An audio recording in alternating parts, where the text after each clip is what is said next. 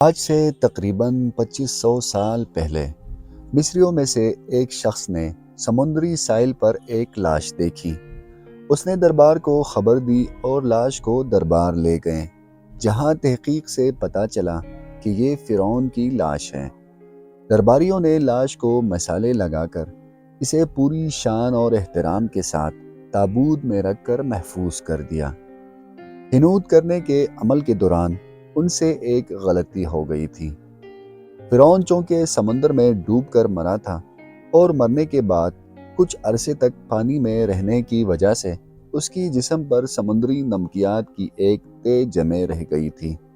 مصریوں نے اس کی لاش پر نمکیات کی وہ تہ اسی طرح رہنے دی اور اسے اسی طرح حنوط کر دیا۔ وقت گزرتا گیا، زمین اور آسمان نے طرح طرح کے انقلاب دیکھے اور یہ واقعات صرف کتابوں میں رہ گئے۔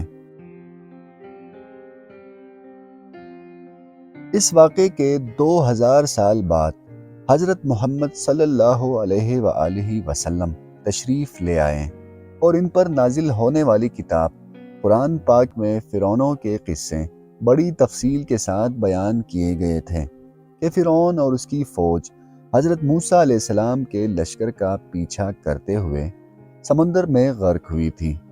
فرعون کے ڈوب کے مرنے کے بعد سمندر نے اس کی لاش کو اللہ کے حکم سے باہر پھینک دیا، جبکہ باقی لشکر کا کوئی نام و نشان نہ ملا۔ اور یہ واقعہ آج سے تقریباً 3500 سال پہلے پیش آیا تھا۔ پھر سال 1871 میں مصر کے ایک شہر الغورنیہ سے تعلق رکھنے والے ایک چور جس کا نام احمد عبد الرسول تھا، جس نے فرعونوں کی لاشوں تک رسائی حاصل کی۔ یہ چھوٹی موٹی چیزیں چوری سے نکال کر بیچا کرتا تھا۔ ایک دن وہ دریائے نیل کے کنارے کے قریب تبیسا کے مقام پر اسی سلسلے میں پھر رہا تھا جب اسے ایک خفیہ راستے کا پتہ چلا۔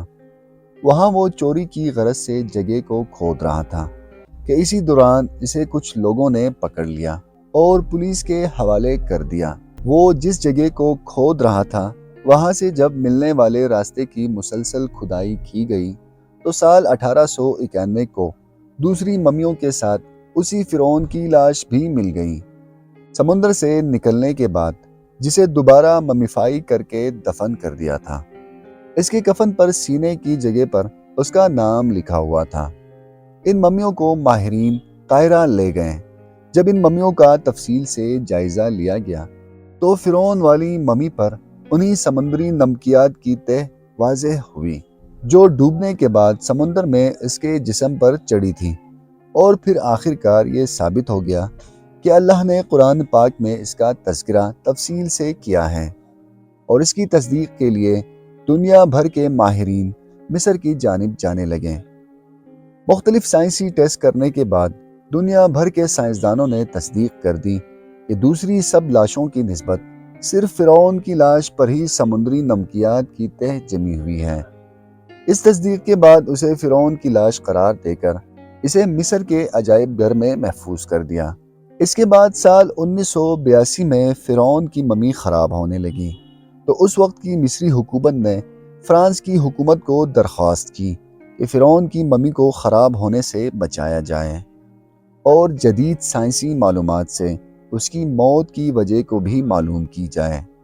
مصری اور فرانسیسی حکومت نے مل کر ممی کو فرانس لے جانے کا بندوبست کیا، اور اسی وجہ سے فرعون کی ممی کا پاسپورٹ بھی بنایا گیا، کیونکہ فرانس کے اندر داخلے کے لیے اس وقت لاش کا بھی پاسپورٹ بنوانا ضروری تھا۔ جب فرعون کی لاش کو فرانس پہنچایا گیا تو ایئرپورٹ پر اس دور کے فرانسیسی صدر اور حکومت کے اعلیٰ عہدیداروں، تمام وزراء اور فوج کے افسران کے ساتھ استقبال کے لیے موجود تھے۔ فرعون کی لاش کا استقبال ایک بادشاہ کی طرح کیا گیا۔ فوجی دستوں نے سلامی دی اور فرعون کی ممی کو ماہر ڈاکٹروں کے حوالے کیا۔ اس ٹیم کی سربراہی ڈاکٹر مورس نے کی۔ مائکروسکوپ سے باریکی سے جائزہ لیا گیا تو معلوم ہوا کہ اس کی لاش یعنی جسم میں ابھی تک سمندری ذرات موجود تھے، اور اس کا گوشت ہر روز تازہ ہو کر بڑھتا رہتا ہے، اور موت کی وجہ بھی پانی میں ڈوبنے کی وجہ سے ہی ہوئی تھی۔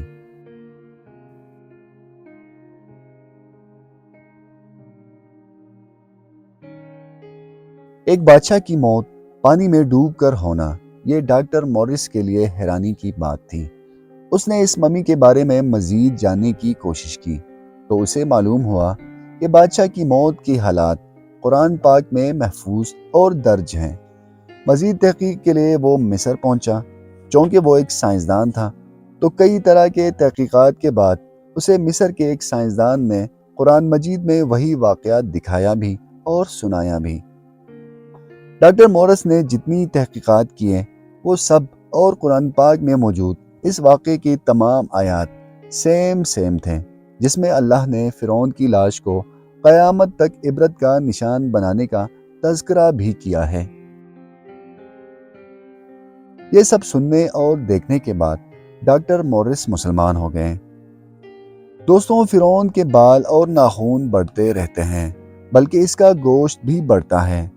ہر سال 15 مارچ کو اسی میوزیم میں چوہے رکھے ہوئے ہیں جو اس کے اوپر چھوڑے جاتے ہیں اور وہ اس کا بڑھا ہوا گوشت کھا جاتے ہیں، اور پھر اس کی ڈریسنگ کی جاتی ہے اور اس کو دوبارہ شیشے میں رکھا جاتا ہے۔